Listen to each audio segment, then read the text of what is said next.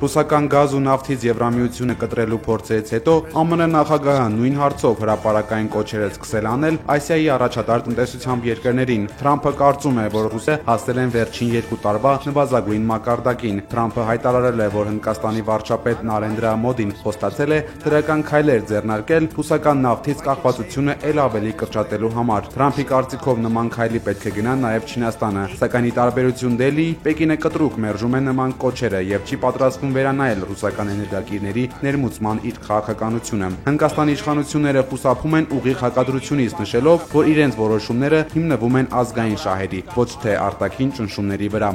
Ռուսաստանի դեմ տնտեսական ճնշման քաղաքականության շրջանակում Վաշինգտոնը դիմել է նաև իր կարևոր դաշնակիցներից մեկին՝ Ճապոնիային։ ԱՄՆ-ի ֆինանսների նախարարը հայտարարել է, թե ճապոնացի գործընկերոջ հետ հանդիպան ժամանակ պահանջել է Տոկիոյից դադարեցնել ռուսական նավթի, գազի ներմուծումը։ Մենք ակնկալում ենք, որ Ճապոնիան ամբողջությամբ կդադարեցնի ռուսական էներգակիրների ներկրումը, գրել է ԱՄՆ գլխավոր ֆինանսիստը X-ի իր միկրոբլոգում։ Եվ այժմ ըստ վերլուծաբանների Տոկիոն հայտնվել է բարդ իրավիճակում։ Էներգետիկ պաշարներով աղքատ Ճապոնիան խիստ կախված է ներմուծումից եւ ռուսական էներգակիրներից ամբողջությամբ հրաժարումը լուրջ մարտահրավեր է երկրի տնտեսության եւ էներգետիկ անվտանգության համար։ Այսօր Թրամփին անուղղակի պատասխանել է Ռուսաստանի նախագահ Պուտինը։ Ռուսական էներգետիկ շաբաթ միջազգային համաժողովում նա ասել է, որ եվրոպական շատ երկրներ քաղաքական ճնշման պատճառով հրաժարվել են ռուսական գազից ու նավթից, ինչի պատճառով հին աշխարհամասում աճել են էներգակիրների գները եւ ընկել է արդյունաբերության տեմպը։ Պուտինի խոսքով ռուսական էներգակիրների պահանջարկը համաշխարհային շուկայում չի նվազում եւ Ռուսաստանը մնում է աշխարհում ամենախոշոր նավթ արտաբերող երկրներից մեկը։